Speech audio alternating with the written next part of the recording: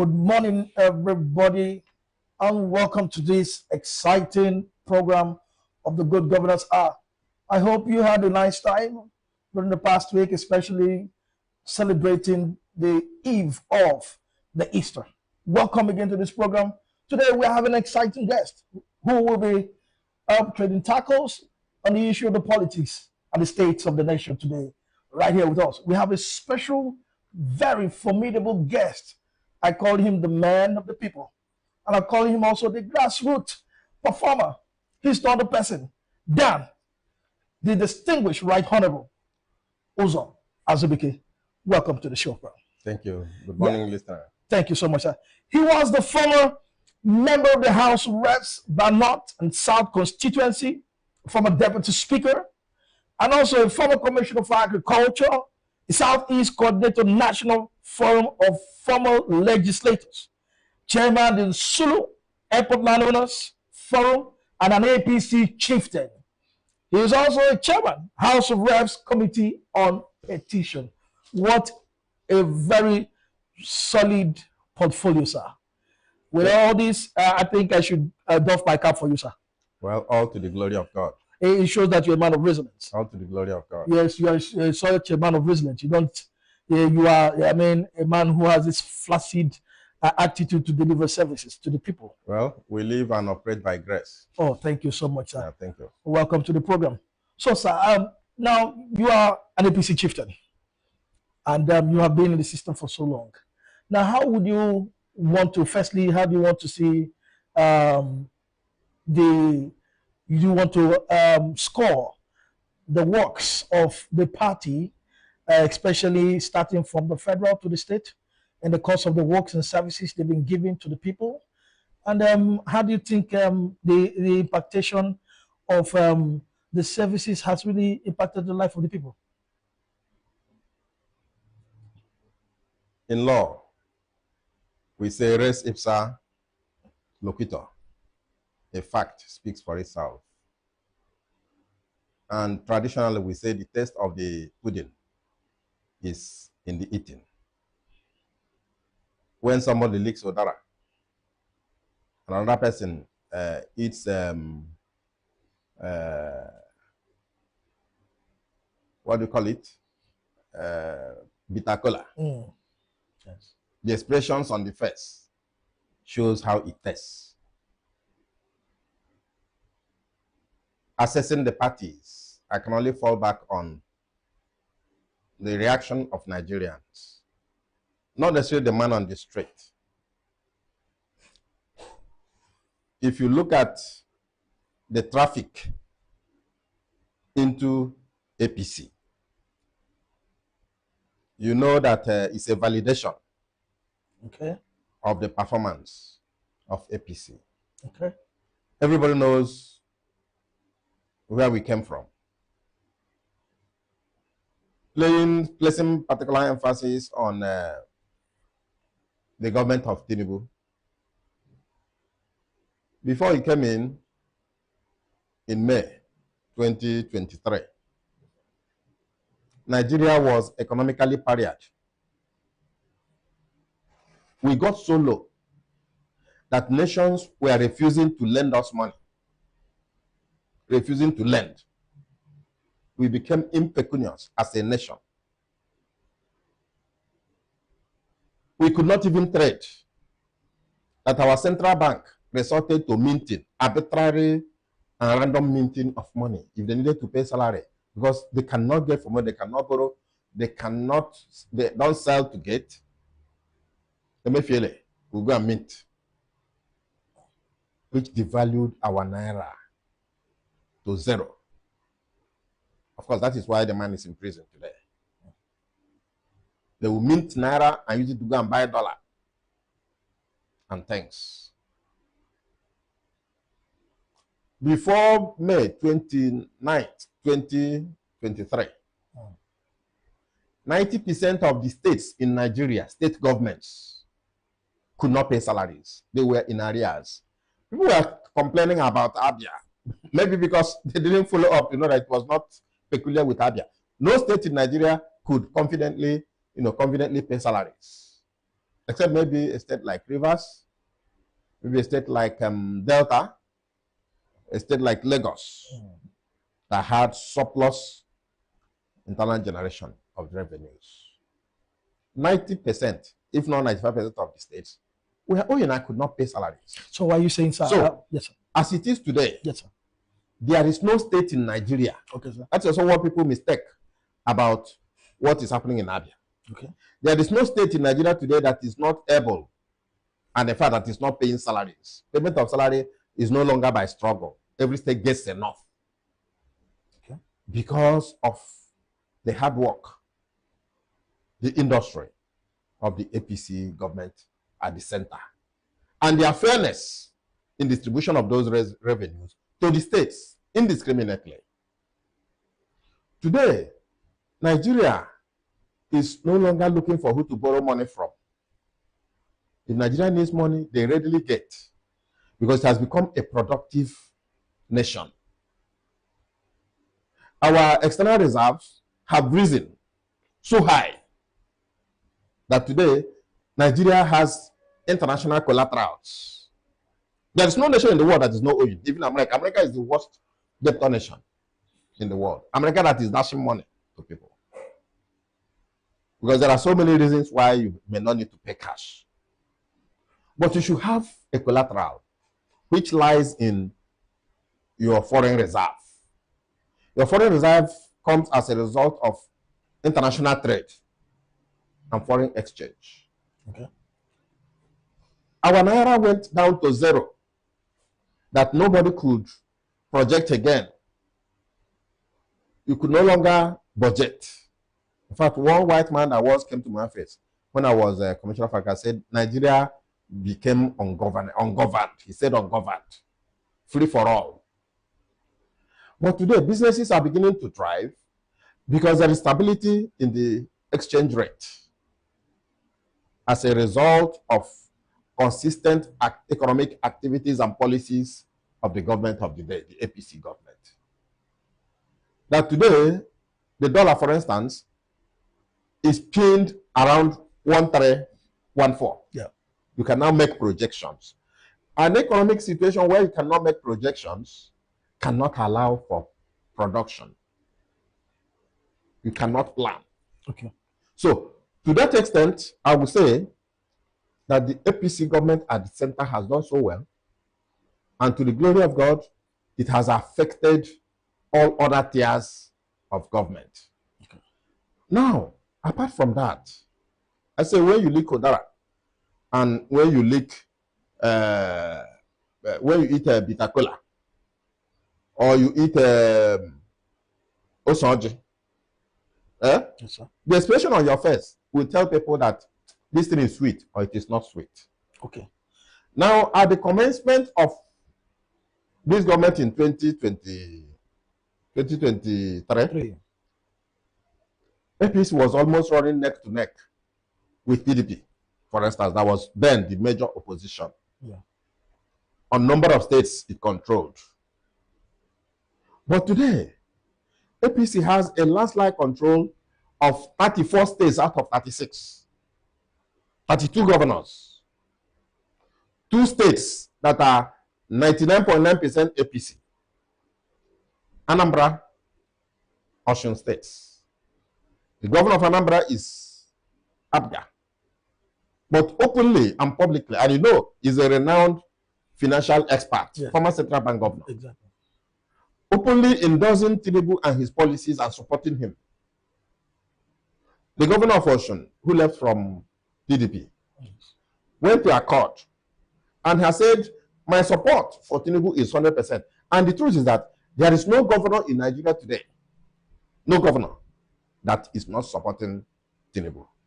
The reason is that he has washed the faces of the governors by ensuring that there is enough revenue given to the states. Not only that they generate it, the federal government generates it and distributes it in such a manner that every state gets enough to meet its basic responsibilities. So to that extent, I will tell you that the APC government, particularly under Bola Ahmed Tinubu, GCFR, President of the Federal Republic of Nigeria, has done excellently well, and that is why everybody is embracing it. In the National Assembly, out of 109 senators, as at the last count, when they started, it was a difference of 3-4 senators between PDP and APC, that they needed a kind of alliance to get to elect APC leadership. Exactly. But today, as a last count, out of 109, there were 97 APC senators. People who came in under APC, under PDP, have gone. Even people who were blown in by the Obi wind through Labour Party, almost 90% of them, 99% of them have moved into APC because it's a moving trend. Okay, sir. Thank you so much, sir. We really appreciate your breakdown for us. You know, you have just said something very critical. You said the coming in of His Excellency President Bola Ahmed Tinubu made so much revamp in the system, especially trying to change and facilitate the system effectively. Now, the question is, you just said something about the defection, the wave of defection from the politicians. Now, sir, with this the defection wave, I have a say. Does it not look as if that this is a form of getting a second term favoritism from His Excellency so that they can be able to return back in the forthcoming 2027 elections? Because most of them, having run one term, are expected to run again for the second term. So don't you feel this on your mandate restart is as a result of coming back for the second time so that they can run and then win for the 2027 election, because they know very well that the ruling party has a more stand and say, especially when it comes to the political divergence of statistics and political play. You have just mixed up issues. Okay. And I'll see if I can sort them out. Okay. Let me start by telling you that Tinubu's regime is not the first government at the center. Okay. And the kind of mass movement towards the APC and towards him, okay, which you admit is unprecedented, okay, did not happen in the past, okay, when other presidents were in power. Okay. That means that there is something, there is a magnet in him that is attracting those people. Remember that defection is never by compulsion. We are running a multi-party democratic constitutional system. Okay. But people voluntarily dismantle their parties. They dismantle their political parties. Some of the parties dissolve on their own, dissolution, like what happened in USSR in the time of Gorbachev, where he introduced his perestroika and glasnost, the wind of change. Yes. That resulted in having a president without a country. Yeah. Each component withdrew, and the country was still standing. Yeah. So, those people elected into offices through other political formations, political parties, must have seen something different, something peculiar, something special that the APC under President Ahmed Tinubu is doing, that makes them abandon their political parties. If you say they come to seek refuge, that means they have seen that the APC stature today is strong enough to shield anybody. And if that is why they move, that is good. That is positive. It means that the wind they see blowing is such that they are convinced that they cannot survive if they don't hide, like the songwriter said, the rock of ages, to go and cleft under the stone. It's okay. So that is it. It's not a compulsion. It's a voluntary movement by people who are convinced. And mind you that these are informed people. They are not people on the street. Okay. They are not I don't want to call any particular group that will just help.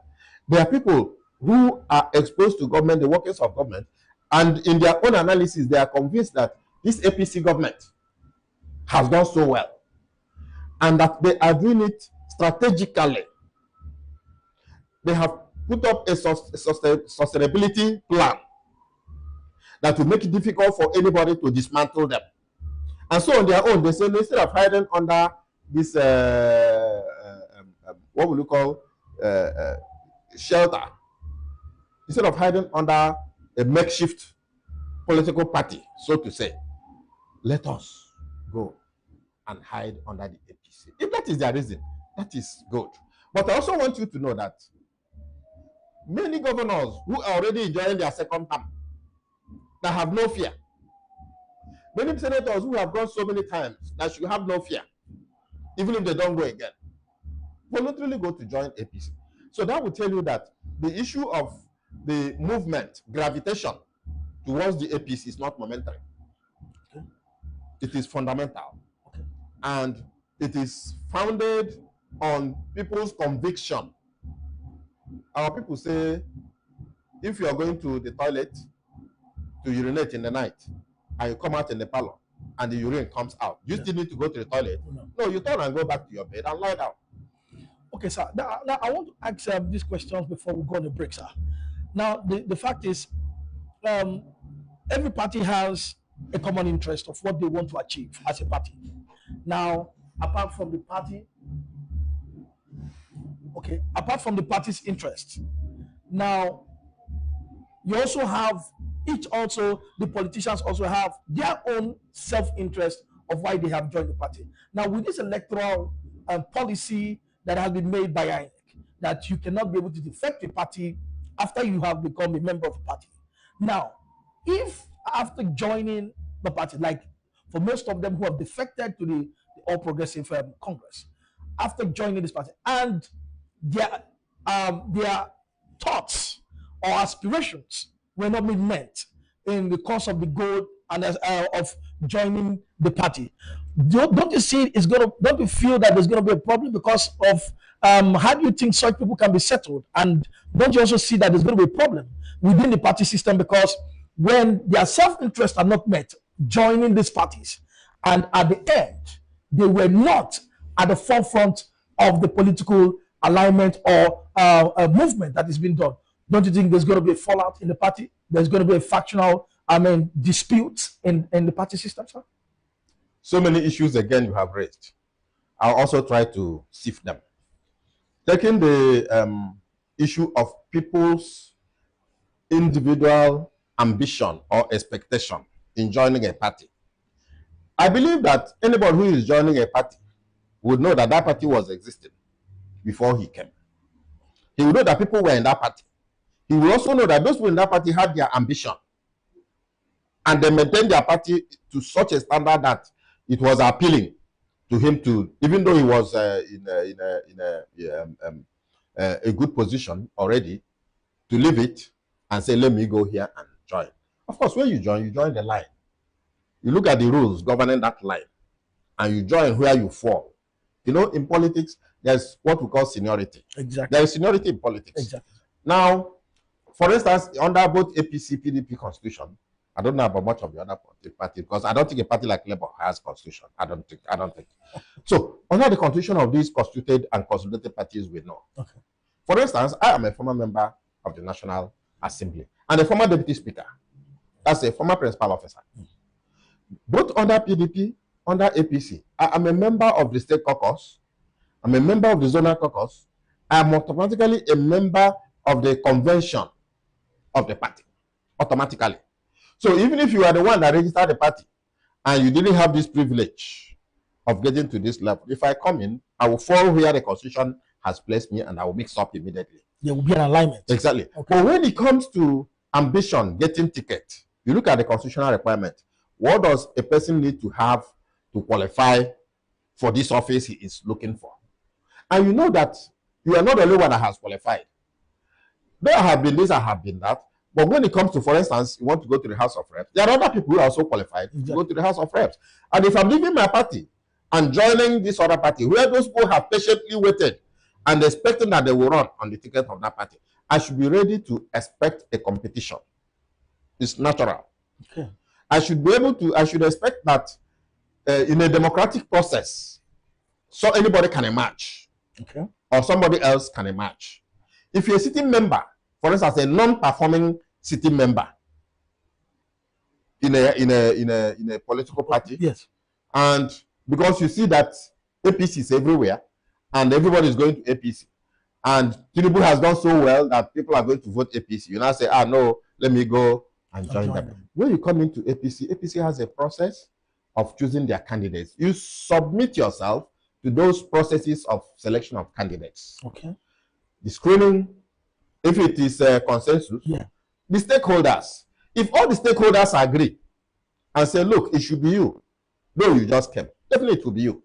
But if all the stakeholders feel, no, if you are in this constituency and we know that you have not delivered on your mandate, even in your former party, you didn't perform well. Yeah. You know, a person performing well will be known by all. It doesn't matter which party. Even if the man is not in your party, you still say, oh, no, he's not a member of my party, he's doing well. Exactly. So if you're not doing well, people will know you're not doing well. It's just like somebody we sent to the National Assembly in Aba, for instance, and he went there to eat snail and fight taxi drivers and call himself a senator of the Federal Republic just to pride himself, when we know that we sent him as a member of the House of Representatives. And there is no evidence of any performance. We've not seen him in the chambers of the House presenting any issue affecting our constituency. For instance, if he likes, he joins APC, people will challenge him in APC, and APC will disclaim him. And if he goes to any other party, it's also expected that that party will say, no, you have not done well. So that is on that. Now, there is no rule in INEC that has stopped anybody from defecting. Defection is a constant. INEC does not regulate defection. It is section 68(1)(g) of the Constitution of the Republic of Nigeria that regulates defection. Yes. And it has given the condition where your party, there is conflict in your party, there is factionalization, or where there is a merger of your party and another party. And you may decide not to join them in that merger. And you now say, no, I'm not joining, you go to another place. So that thing is there. But what INEC has just said is, looking at what happened previously, that people will stay in APC or in PDP and contest primaries. And once they lose, the next day, you now see them flying the flag of another party for the same election. The electoral, I think section 76, section 84, I think section 84, made it clear that every political party should submit their register not later than 30 days before their primaries. So that means that 30 days to that primaries, if you have not joined that party, the presumption is that your name could not have been in their register. But the aberration of the past was that you see somebody who contests the primary, when he loses, and the next day he's flying the flag of another party, and you begin to wonder, how did he get there? The registers have already been submitted to INEC. And INEC said there cannot be dual registration. It's not even INEC, it is the new electoral act by the National Assembly. So what it means is that, you know, previously, people will carry, starting from the days of SDP and the NRC, people will carry the green card and the black card. You say, when you come to the house, you say, which party are you? Are you APC? Are you SDP? You say yes, they bring your card. You say, are you an NRC? They bring your card. People used to register, especially now that doing online registration. There will be no doubt that some people will take APC card online and take Labour card online and maybe take ADC if ADC survives, which is most unlikely event that ADC survives. Somebody carries that card. Then, but the INEC now has given a deadline for submission of register. They just extended it. For submission of party registers. So what it means is that once it is submitted, your name cannot be in the two. If you're carrying the card of one party, definitely you cannot carry the card of another.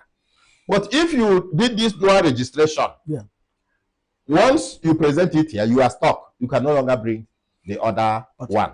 So it's not that you cannot defect. You can always defect, but you must meet the requirement of the Constitution. Unfortunately, there is no enforcement in Nigeria. Because if there was enforcement, for instance, Senator Abaribe left his party, ABGA, there is no conflict, there is no faction in ABGA.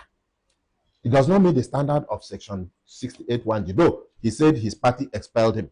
If his party expelled him, I don't know what the explanation would be in that. Then what would you say of Ikwechen from Aba, who also left ABGA?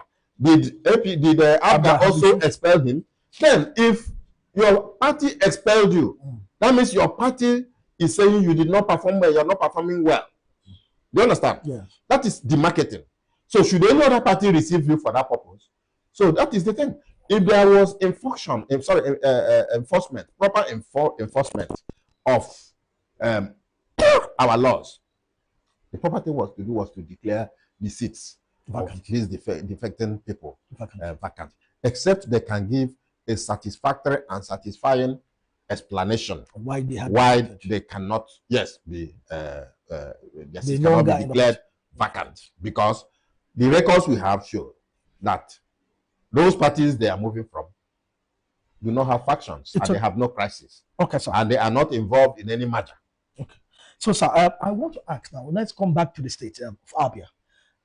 From 2012, from 1999 to now, we've had one system party running the affairs of the state.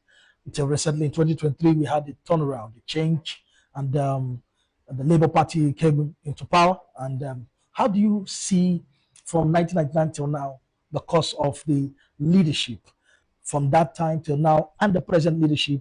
How can you be able to compare the two?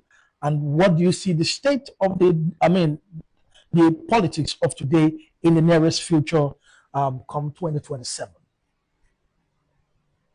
One constant in Abia politics from 1999 till date is that it is violence-free.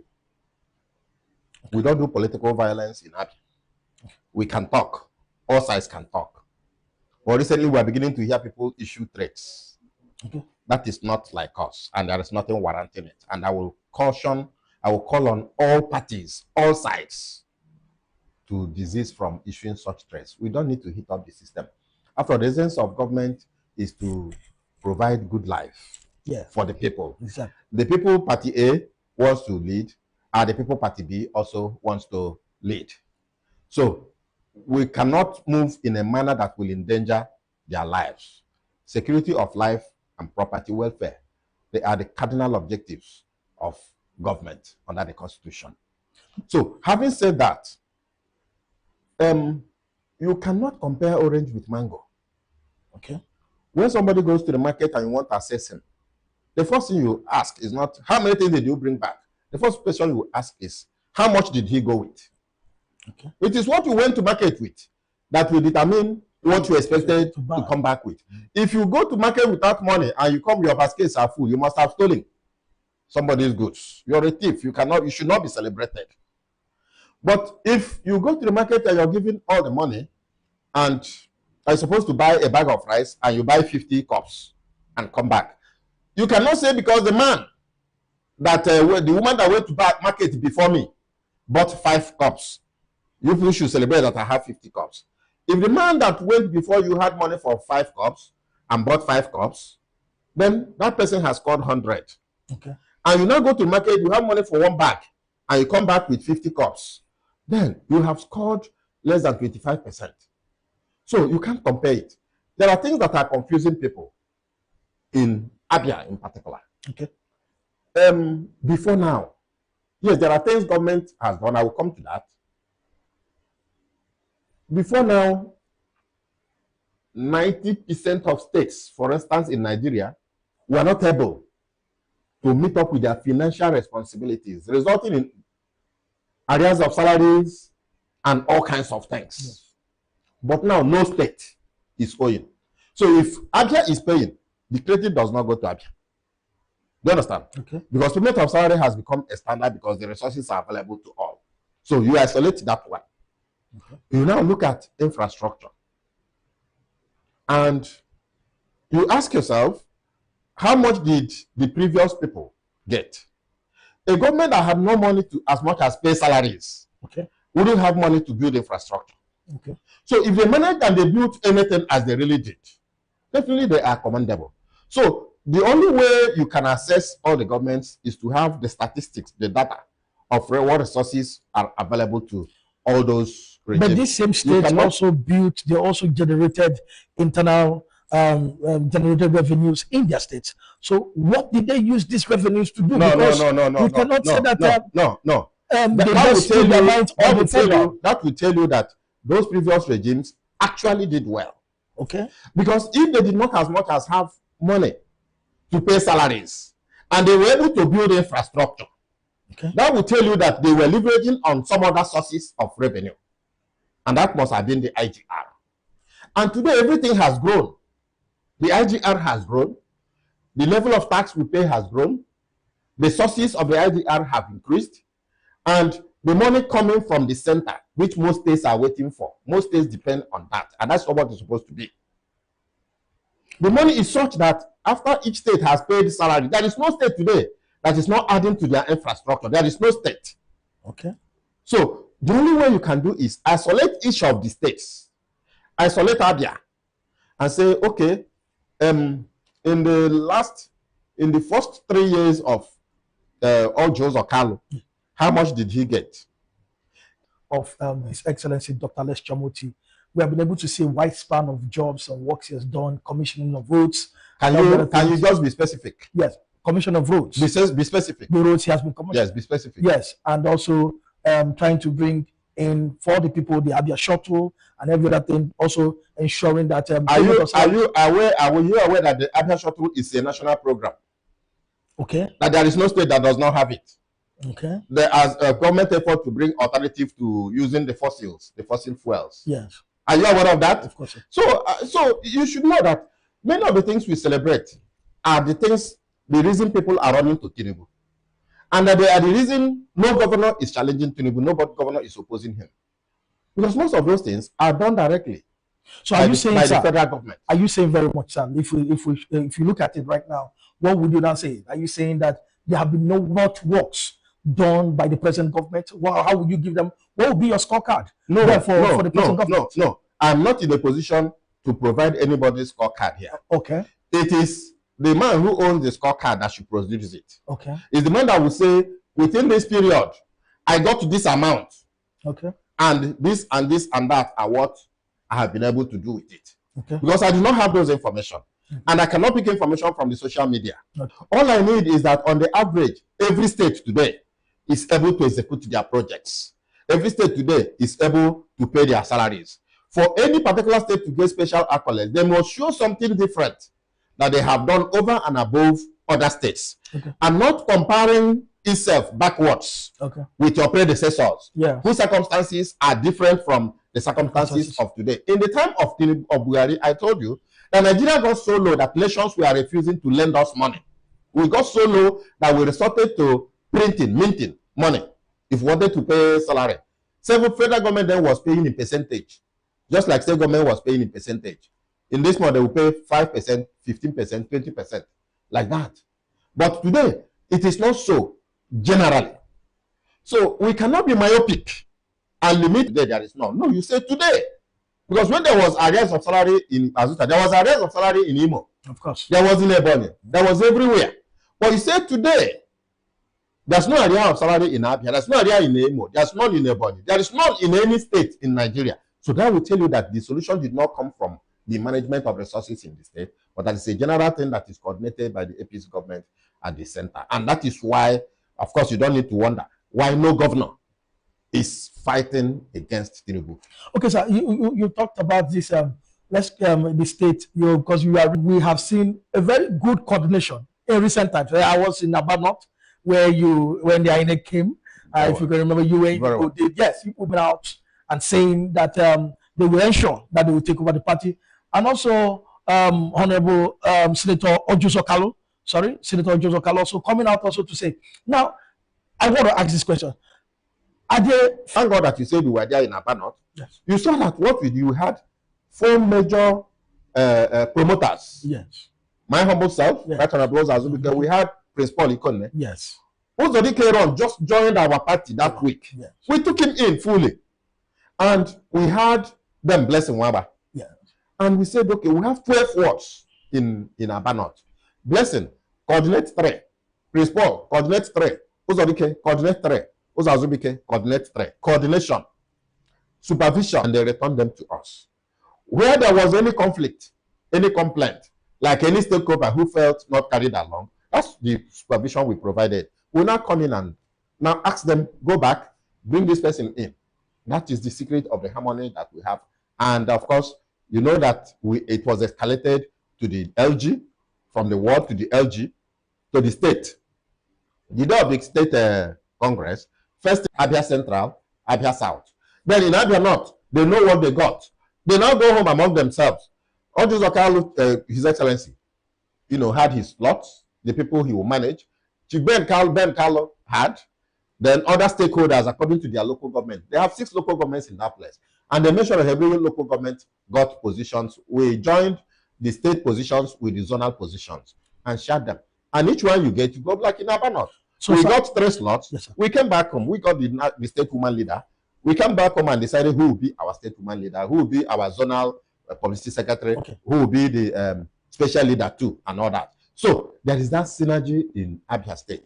That is what has given them confidence. And do you think that, yes, that's what has given OUK, Ben Carlo, Kironyo Jocha, Henrico, call any of them, anybody. The confidence to come out and say, look, we are taking over Abia in 2027. And do you see it, sir? I want to ask this question directly to you. From your analysis and the party's coordinations and strategy for the forthcoming election, do you see the APC party taking over Abia come 2027 election? That you see them giving a good run for the money for the incumbent governor, who is also a strong member of the Labour Party? Because you said something that the Labour Party never had a constitution. And do you think that they are not coordinated? They are not waiting for the forthcoming 2027 elections? My making reference to Labour Party constitution is an overall. Okay. Because I'm not in Labour Party. Okay. I'm not in a position to say this is what their constitution says or not. Okay. Yes. But if you talk about the possibilities, which I will tell you will be the realities of 2027. Okay. But for God confusing the language of men, they would have succeeded in building the Tower of Babel up to heaven. Yes. Once people are united, there is no limit. The last thing people expected from APC this time was to have unity. Let me tell you, that was one of the things that discouraged the governor from joining APC. Because he was a member of APC, a top leader and respected member of APC before he went here. Yeah. But the discord within the party, no man bowing to the other, no one agreeing with the other, was why he went to Labour. So the last thing anybody would have expected was that so soon APC will come together. That will tell you that there's the hand of God in it. Something is happening. If suddenly people who never agreed can now come together with all their heart and embrace peace, share their offices peacefully, where anybody complained.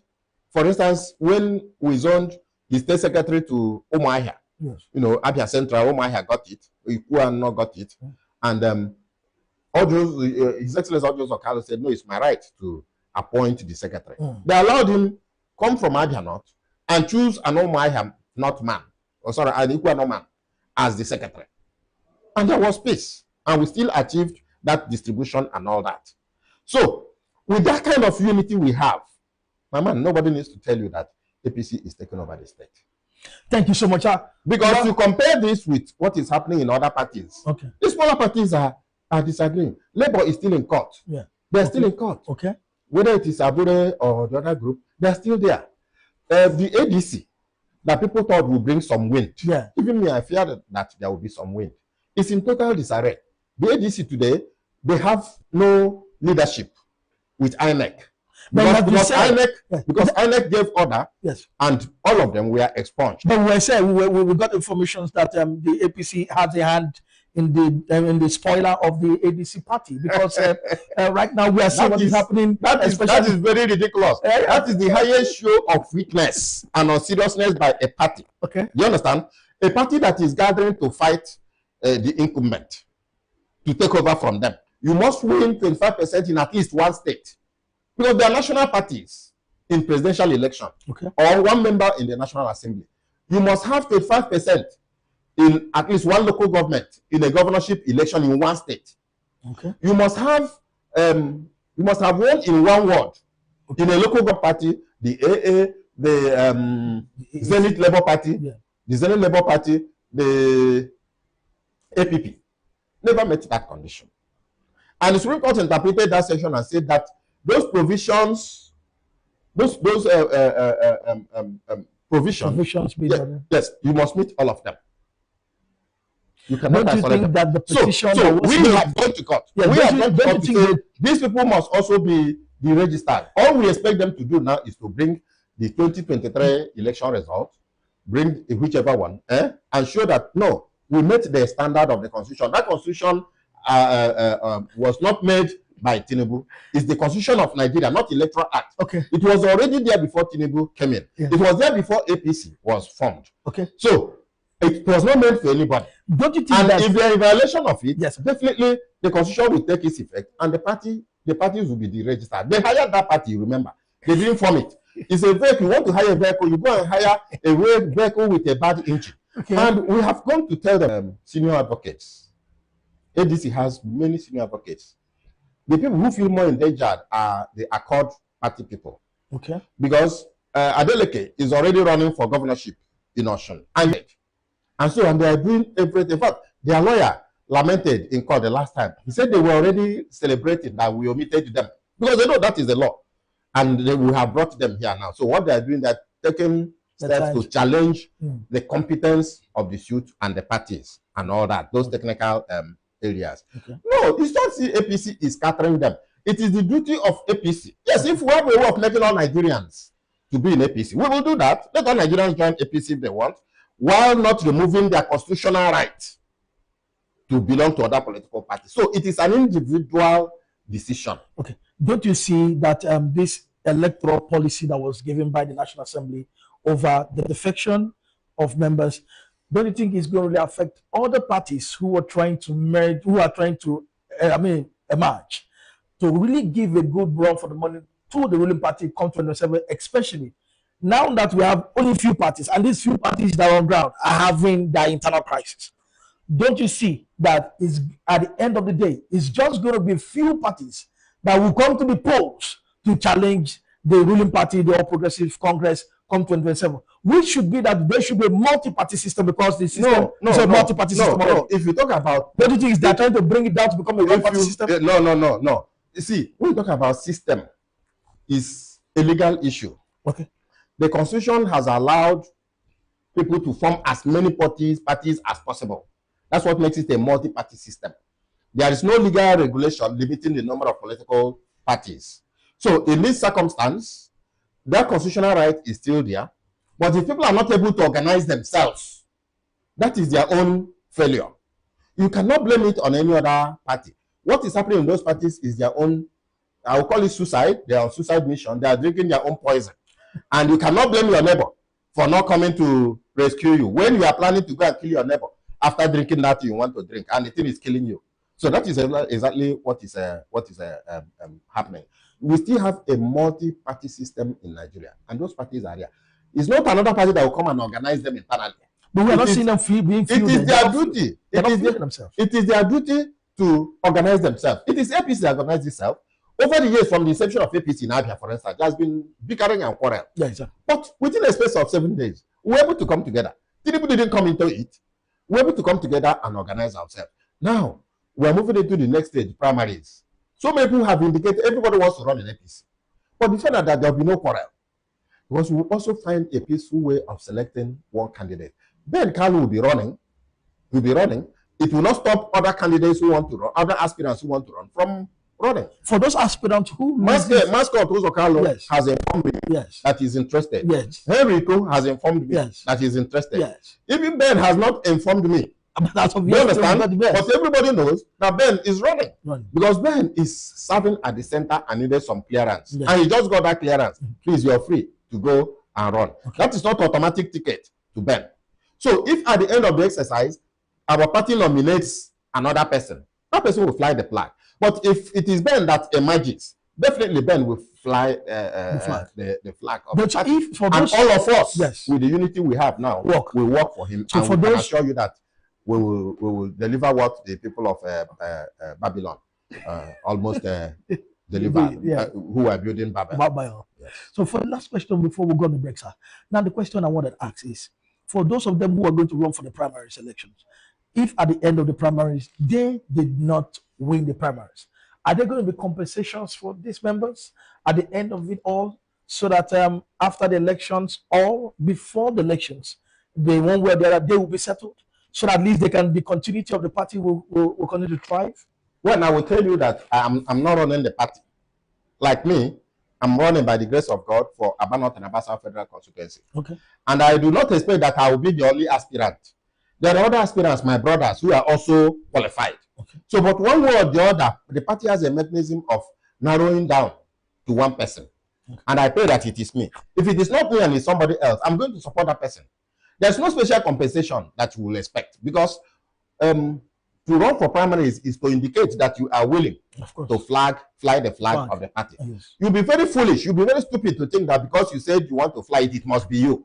Okay. If everybody adopts that spirit, that's what is happening in those other parties. Everybody wants to be to lead. No, that's not what it is. So nobody will tell you that you are going to be compensated because you indicated interest to run in the primaries of the party. You should know that one flag, 3 persons, only one person will get it. Mm-hmm. The other 2 will not. They will wait for the next time. That is why times are limited. By the time you finish, next time they may even have to beg that person to come and run. So that is it. Nobody will stay. I'm not in the party, but I don't see any party coming to promise you that because you contested for primaries in the party and you were not chosen, it's not that you lost. You must be compensated. What kind of compensation is that? Be a party man, work hard. By the time the party wins the governorship of the state, say for instance Abia, 17 chairmanship positions have been created, secured for the party.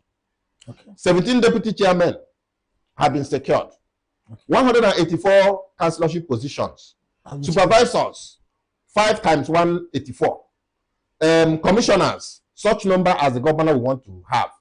Federal appointments that will come from everywhere to your state will now be managed in your state. Before now, we were not managing the appointments that were coming to Abia State. Somebody somewhere else was in charge of Abia and will determine who will get what in Abia. But if we're able to work hard, you've lost here, yes, that makes you to be known. That establishes you as a stakeholder in the party, as a party strongman. Then those opportunities come anywhere you fit into. Whoever are in charge of it, that the way we are doing things, harmoniously, peacefully, and giving everyone his due, will ensure that something gets to you.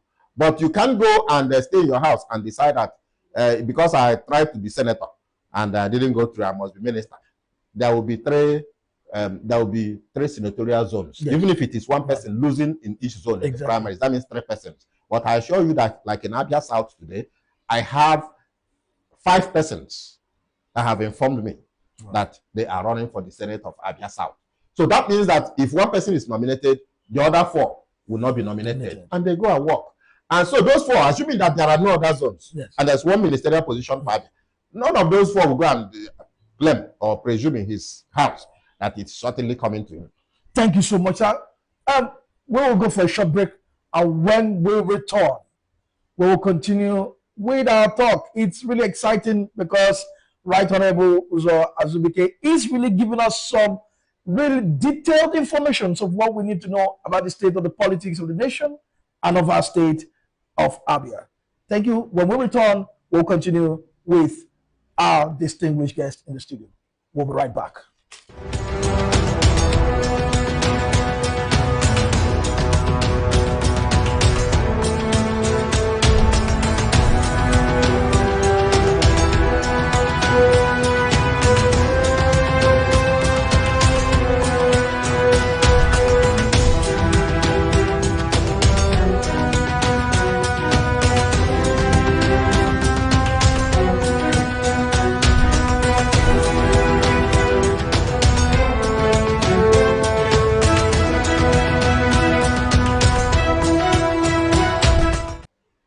Welcome back again to our program, The Good Governance Hour. We'll be having some good time in the studio with a very distinguished, honorable guest who has really made us so informed with the state of the politics of the nation and of our state, Abia. We still have in our presence, in our midst, in the studio, Right Honorable Uzo Azubike, who has been giving us so much detailed information. Thank you, sir, for still being with us. Like what we just said, when we look at the state of the nation, and now, how have you been able to see this, the issue of the Nsulu landowners of the airport? We had the last time where, because you are the chairman of Nsulu Airport landowners, the last time the owners were coming and agitating for the settlement of the lands by the government of Abia State. And they said that they had done some completion of that compensation. What do you see about this? Is there any form of realities to this? Because we still hear some aggravating rounds of statements by these landowners that they have not yet been met, that demands have not yet been met, and yet this airport commencement construction has already started. Is there any realities to these talks? First, I am a land owner. All my family land are in that place. Okay. And when this project started, in the face of my time constraints, I live more in Abuja. Okay. I realized the government was not following the proper steps. By the day they flagged off on the 17th of December, 2024, they have not even marked out the area they were going to acquire. And so we realized the government was not following the proper process of acquisition, and I stepped in. But I thank God that at the end of the day, government came back and started following due process with the people participating. We started with cutting of traces, okay, to know the area you're talking about. Because it's only after cutting the traces that you can know who owns land in that place. Yes. Some people went and formed themselves into landowners then. You cannot know if your land is there or not. Like the man who said he was already there, very much in that he didn't have any land in that place. He doesn't have that there today. So after cutting traces, they now did the enumeration, Operation Show Your Land. Okay. I came home, I went to my village in the bush, and showed them on my own land. And the measurements were taken, they did the enumeration, okay, and all that. Okay. And after that, they now brought out the lists. And we agreed on payment. Of course, you know they cannot pay everybody the same day. Yes. We agreed that they will start with the people whose lands are on the airport road, okay, which is not part of the airport acquisition. Acquisition, okay. So they were paid about 46 landowners. Okay. They were paid. Okay. Thereafter, they now paid those on the wrong way. Okay. The whole area acquired initially was 1,830 hectares. Wow. But following our interactions with government, and government was honest to us. They were honest to tell us, these are the projects we want to do: the airport, the Air Force base, the hotel, and the city. Okay. And they told me the size of land they intend for each of those projects. And it came down to a little below 1,000 hectares. And I said, so why would you take 2,000 hectares from us? Okay. So they advised, it wasn't the governor, I interfaced with the chief of staff and the coordinator of the airport. And they reported properly to the governor. And the governor gave approval that they take only what they needed. And so they returned 800 hectares to us, returning 1,025 hectares. Those people you talk about who go on social media to make noise, but they're not going with anybody. They still went and said, no, it's not true. It's only on paper. They are not going to return that land. So government came now and the traces were cut a second time. And those areas were cut off. A village like Ikutu, whose land was wholly into that place, was cut off. Their land didn't enter again. Half of my own went back. Half of Opaha went back. Half of Umezuku went back. Because when you have 2,000 hectares and there are 1,800 hectares and returning 800, it's about half. Yes. So that is the sincerity of government. And then been able to they have, yes, they have paid. Okay. We are not, some people are not satisfied with what they are paid. Okay. It's normal. Okay. Everybody cannot be satisfied. Okay. Like me, in my assessment, I have like several parcels of land, okay, in that place. Okay. One of them was so lowly assessed, but I decided not to protest it. Personally, that's my personal decision. Okay. Some people protested their own and they were reviewed. They had to go back to the land to check, to remeasure. Okay. Because the attorneys who were supposed to represent us, yeah, didn't do their work well. That is my own assessment. The attorneys didn't do their own work well. Good. Then the government consultants were fraudulent. Okay. They went and infiltrated that place, filled that place with fictitious names of people who are not in our place, who didn't have land. And when we spotted it, we raised objection. And government set up, committed a panel, yes, to review it. They reviewed it and brought out those names and still gave us the reviewed list. And we went back to our various villages and further reviewed those lists. But during the time of payment, we come to realize some of people, our villagers, identified as non-landowners, were actually existing people who also own land, but they recognize their names, some of them. Okay. But some fictitious names are there, and they are not paid. The argument we are doing with government now is that whichever money is recovered from those names removed, yes, belong to our people. Okay. Because land was attached to each of those names. Yes. That one is there. The outstanding issue we have with government is not the issue of payment of compensation. Government is paying compensation, okay, whatever they agree, okay, to pay. The transparency is not 100%. Okay. But we won't obstruct development. Okay. Okay. But the challenge we have with them now is on the issue of signing of the MOU. And that is the one we will not compromise. Because on the 17th of August last year, yeah, we met with government after we have reviewed the MOU, yes, in the various communities, and we come up with the landowners version. We met with government on the 17th of August last year, yeah, and that meeting was chaired by the chief of staff. The SSG now was actually the one that moderated it, okay, because he was advisor on projects. Okay. Emmanuel Meribele, and all that, the commissioner for lands, yes, all of them. We reviewed it and agreed on a harmonized MOU. And up to now, government has not signed that MOU. So that is what we are not negotiating and we are not compromising. But of late, because I convened the meeting of the landowners, yeah, where you people hear on the social media, just like what you hear about Israel, they are fighting war, they are throwing bombs. Yeah. It's only those people you see there. When they resume payment of compensation, some people went in their various villages and announced that nobody should go and collect the compensation. The first day, in fact, the people had to break the timetable we made. We agreed with government. Because we wanted to be orderly village by village. Nobody wanted to wait. All of them trooped into that place.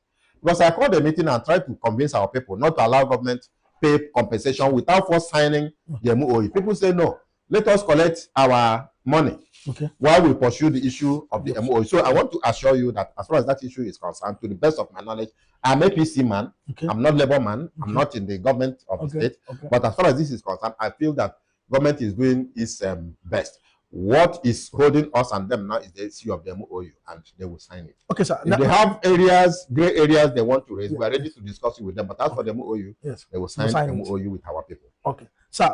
And before we wrap up the show, sir. Now, do you see the Labour Party in Abia State really giving the APC a good